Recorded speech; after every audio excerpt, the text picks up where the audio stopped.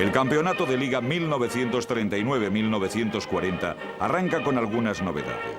El Athletic se ve obligado a renunciar a su ascendencia anglófila, castellanizando su nombre. En adelante será Atlético de Bilbao. Pero hay más. En los prolegómenos de los partidos, los futbolistas saludan a las autoridades con el brazo en alto. Se trata de una constante en los actos públicos de la posguerra. En los cines, en los teatros o en los toros. En cualquier tipo de demostración social, la gente se ve obligada a adoptar la simbología fascista impuesta por el régimen de Franco. Como capitán del Atlético de Bilbao, saludo a la afición futbolística española por medio de nodo en el día de... A los, por ejemplo, pasar por la plaza de los fueros y al último, y por no saludar con el signo este, pues alguno te cogía una bolsilla y te pegaba un vergazo que te dejaba deslomado, ¿eh? Y en el cine siempre obligatoriamente empezaban efectivamente el nodo con el himno este, se decía nacional, y todo el mundo de pie con el saludo fascista. No había nada, es que no había nada. Yo iba a decir, pero ¿dónde ibas? Ni había centros recreativos, ni había centros culturales. Hombre, el querer bautizar a una persona con el simple nombre en euskera ya era imposible, ¿eh? Nadie lo puede imaginar si no la pasó verdaderamente. La clase social que sufre más directamente la opresión lingüística y cultural es el campesinado vasco.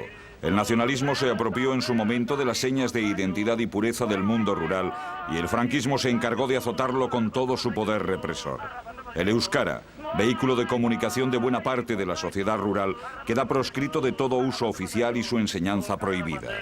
En la década de los 40 era normal utilizar el famoso anillo escolar de castigo, que era al que hablaba en euskera, le ponían un anillo y después era castigado. Y si a lo largo de la semana el anillo iba pasando de dedo en dedo, porque tenían la obligación de que si alguien hablase euskera, el anillo le entregara al otro. Y el último que tenía el anillo era castigado en la escuela. Los castigos solían ser pues el tener que acudir igual el domingo y tener que permanecer dentro de la escuela como un preso, o la paliza que se le daba. El euskara desaparece de los medios de comunicación, incluso de las publicaciones escritas, y queda reducido a las catacumbas, a los círculos íntimos, a la familia. Hay que pasar al País Vasco francés para poder encontrar textos en euskara. Allí, un puñado de intelectuales vascos en el exilio ponen en marcha algunas publicaciones que pasan de forma clandestina a la Euskadi peninsular. El miedo al separatismo llegó a ser obsesivo en Franco y el euskara pagó las culpas de aquella fijación. Cuando alguien me decía, pues, o nos decía, en el tren o en autobús, pues, en fin, donde había mucho público y a mí allí ya no me importaba tanto, ¿habla usted en cristiano? Mi respuesta solía ser, lo siento mucho, pero es que no sé arameo. ¿Cómo? Aquí estamos en España y se habla español. Eso era lo normal que a uno le decían. Y decía, mire, pues, yo estoy hablando la lengua más antigua de España. Y, perdone, pero le advierto que yo no soy separatista, pero usted debe ser un separador. Esa era la respuesta que en fin, en muchísimos sitios me tocó decir.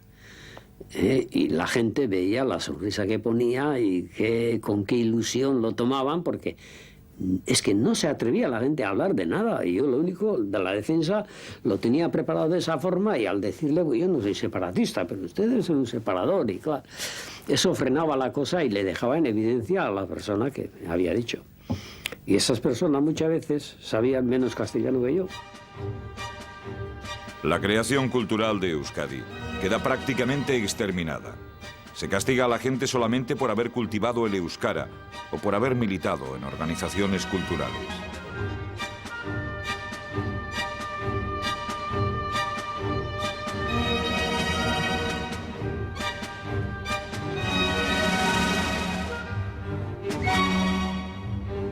Como consecuencia de esta represión, escritores, poetas, escultores, pintores se ven obligados a partir a un exilio forzado.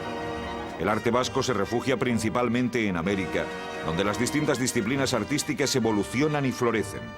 Pero mientras el mundo de la literatura denuncia la masacre sociocultural del pueblo vasco, Los creadores que cultivan las artes plásticas dejan la tragedia de Euskadi a un lado, adentrándose en investigaciones puramente artísticas. Esa especie de registro cordial, ¿no?, de alteraciones cordiales del corazón, que parecía que tenía que haber saltado con la guerra civil, no se registra, no parece nada. Es decir, tú coges la historia del arte vasco de aquellos años y no aparece allí la guerra civil, ni en los temas ni en el carácter, pues también no es cuestión de hacer Budaris muriendo, sino que no, el propio carácter que tú le das a tu obra, el drama que estás viviendo, porque ellos vivían ese drama. Sin embargo, no traslucía en absoluto, y no sé por qué, no traslucía en absoluto en el arte vasco. O sea, la guerra civil en nada y para nada influyó en el arte vasco. Es un fenómeno que todavía no entiendo. El primer libro en euskara que sale en el exilio se publica en Buenos Aires en 1943. Se trata de la reedición de un clásico, Sabiercho, de Isaac López Mendizábal. La editorial Ekin y la revista Eusko Gogoa resultan claves en el desarrollo de la literatura en América. En el País Vasco tan solo queda el refugio literario de Euskadi Norte. Existe una red clandestina para conseguir ejemplares de Eusko Gogoa. Trabajar en pro de la cultura vasca es un delito.